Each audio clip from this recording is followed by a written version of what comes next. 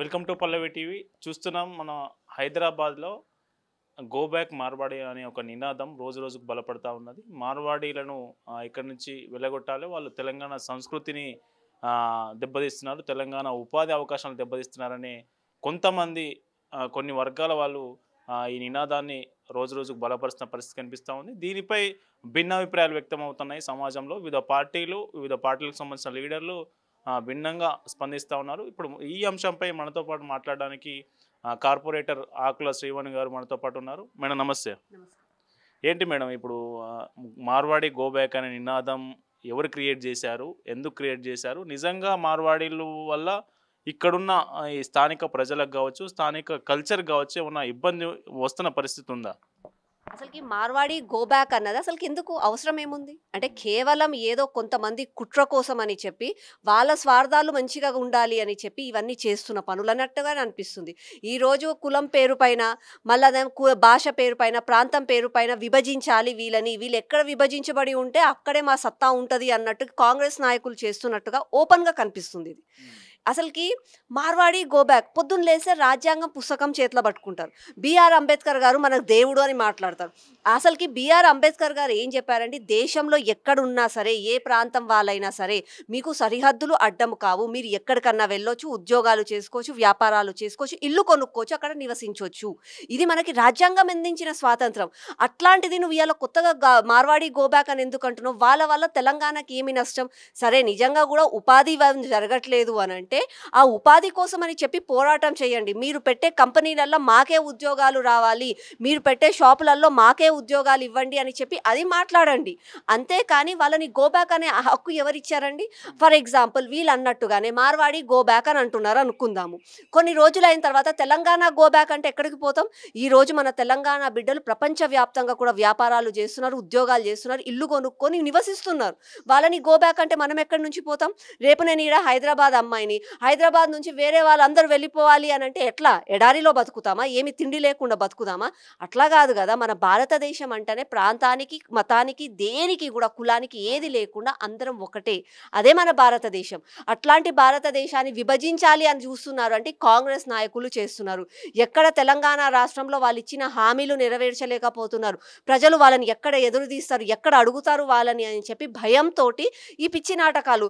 ఆ రోజేమో బీసీ కులగరణ, మేము 42% రిజర్వేషన్ ఇస్తాం, వాళ్ళకి కూడా తెలుసు అది సాధ్యం కాదని చెప్పి ఇవాళ మార్వాడి గో బ్యాక్ కొంతమందికి డబ్బులు ఇచ్చి వాళ్ళతోటి వ్యతిరేక పనులు చేపిస్తున్నారు. అంటే ఇది ఉద్దేశపూర్వకంగానే బయటకు వస్తున్న నినాదం తప్ప ఇందులో నిజంగా శాంటిటీ లేదంటారు. ఇందులో అసలు నిజంగా కూడా ఏమీ లేదండి. ఒకవేళ ఒక ఇద్దరి మధ్యలో గొడవ జరిగింది, ఆ ఇద్దరు గొడవ ఎందుకు పడ్డారు? అన్యాయం ఎవరికి జరిగింది, ఎవరికి న్యాయం జరగాలి, చట్టం న్యాయం ఉన్నాయి, పోలీస్ స్టేషన్లు ఉన్నాయి, అక్కడికి వెళ్ళి పోరాటం చేయాలి. కానీ నువ్వు ఆ ఇద్దరి మధ్యలో గొడవని నువ్వు మొత్తానికి సంఘానికి రుద్దేస్తాము, మొత్తం ప్రాంతానికి రుద్దేస్తాము అని అంటే ఎలా అవుతుంది?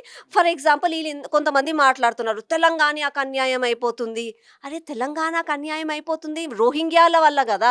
పొద్దున లేసే ఎక్కడ పడితే అక్కడ బంగ్లాదేశ్ నుంచి, పాకిస్తాన్ నుంచి వీసాలు లేకుండా మన భారతదేశం నుంచి, ముఖ్యంగా మన తెలంగాణ హైదరాబాద్ నగరంలో ఉంటూ ఇక్కడ మొత్తం మనకి రావాల్సిన ఉద్యోగాలు వాళ్ళు తీసుకొని, మనకి రావాల్సిన బెనిఫిట్స్ అన్ని వాళ్ళు తీసుకొని బతుకుతున్నారు కదా. మళ్ళీ మీరు వాళ్ళ గురించి ఎందుకు మాట్లాడట్లేదు? అంటే ఇది కేవలం ఉద్దేశపూరితంగానే మధ్యలోకి వస్తుంది కదా. ఏదో కమ్యూనిజం కోసం అని చెప్పి స్యూడో సెక్యులర్ల పేర్ల మీద కాంగ్రెస్ నాయకులు ఆడుతున్న నాటకాలు ఇవన్నీ. మేడం ఇప్పుడు రోహింగ్యాలు ఉంటారని చెప్తున్నటువంటి బీజేపీ నాయకులు కావచ్చు, బీజేపీకి సంబంధించిన లీడర్లు కావచ్చు, ఆ రోహింగ్యాలను తరిమి కొట్టడంలో ఎందుకు వెనకడుగు వేస్తూ ఉన్నారు? కేంద్రంలో అధికారంలో మీరే ఉన్నారు కదా, సెంట్రల్ హోమ్ మినిస్టర్ మీ వాళ్ళే కదా, మీరు చేయొచ్చు కదా అని ఒక బలమైన వాదన వినిపిస్తుంది అవతల వైపు నుంచి. దానికి ఏం సమాధానం చెప్తారు? అందితే కాలు లేకపోతే జుట్టు అన్నట్టు మాట్లాడతారు వీళ్ళు. ఏమన్నా మాట్లాడితేనేమో రాష్ట్రాలకి డెమోక్రటికల్గా మనకు రాజ్యాంగాన్ని బట్టి రాష్ట్రానికి కొన్ని హక్కులు ఉంటాయి, సెంట్రల్ గవర్నమెంట్కి కొన్ని హక్కులు ఉంటాయి. అంతేగాని రాష్ట్రం మీరు ఎందుకు చేయట్లేదు అని చెప్పి రాష్ట్ర ప్రభుత్వాన్ని అడిగితే కేంద్రంలోనే మీరే ఉన్నారు కదా మీరే చేయండి అంటే మళ్ళీ నువ్వు రాజీనామా చేసి వెళ్ళిపో, అప్పుడు మేము పాలిస్తాం, అప్పుడు మేము చేసి చూపిస్తాము. రాష్ట్రంలో ఉన్న వాళ్ళు రాష్ట్రంలో ఐడెంటిఫై చేయాలి.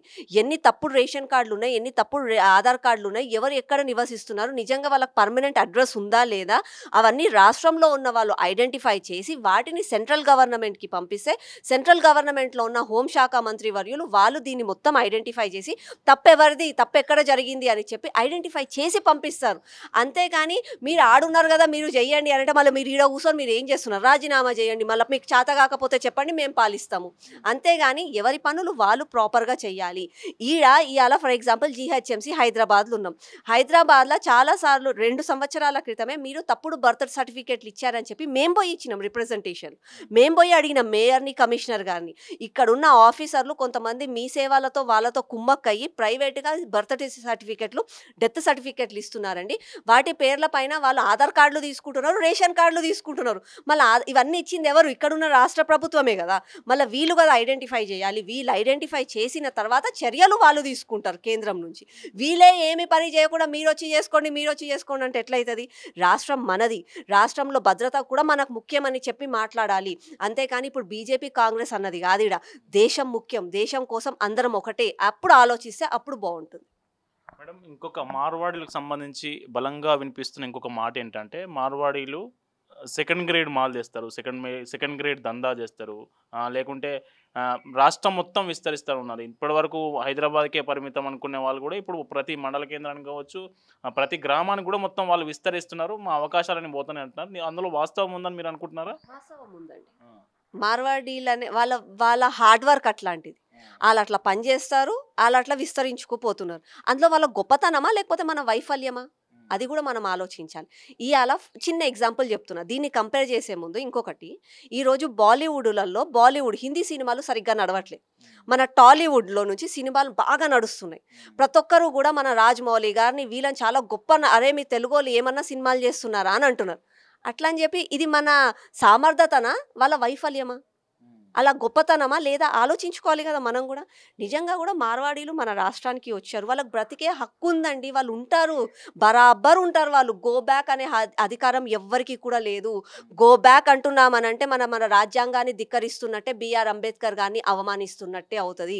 నిజంగా కూడా తప్పు జరిగింది. మీరు అన్నట్టుగా సెకండ్ గ్రేడ్ మాల్ తెస్తున్నారు, వాళ్ళు జిఎస్టీలు కట్టట్లేదు, వాళ్ళని మన రాష్ట్రానికి మీరు నిజంగా చట్టపరంగా పోరాటం చేద్దాం. మీరు అవి చూపించండి, మీతో పాటు మేము వచ్చి పోరాటం చేస్తాం.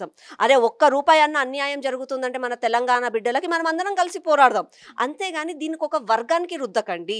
రాష్ట్రానికి అన్యాయం జరుగుతుందంటే అందరం కలిసి పోరాడదాం. అన్యాయం ఎక్కడ జరుగుతుందో న్యాయం దొరికే వరకు పోరాడదాం.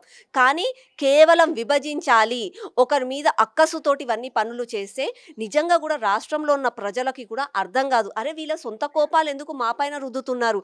నిజంగా అన్యాయం జరిగిందా, అన్యాయం జరగలేదా, కావాలని చేస్తున్నారా? ఎవరికి అర్థమవుతుంది? మీకు చెప్పిన సెకండ్ గ్రేడ్ మాల్ అమ్ముతున్నారు, అది తప్పు. ఫుడ్ సెక్యూరిటీ వాళ్ళకి చెప్పండి, వచ్చి అక్కడ కంప్లైంట్లు ఇవ్వండి, మీరు వాళ్ళని రెడ్ హ్యాండెడ్గా పట్టుకోండి, వాళ్ళని సీజ్ చేపిద్దాం మనము. అట్లాంటి ఫెసిలిటీస్ మనకు చాలా ఉన్నాయి. అట్లా అని చెప్పి మన దగ్గర ఉంది కదా అని చెప్పి అందరం కర్రలు పట్టుకొని పోతాం, అందరం నెత్తులను బొల్లగొట్టుకుంటామంటే ఏం మిగులుతామండి? మనుషులమే కాదు కదా మనం. కాబట్టి అందరం మంచిగా ఉండాలి సమాజంలో.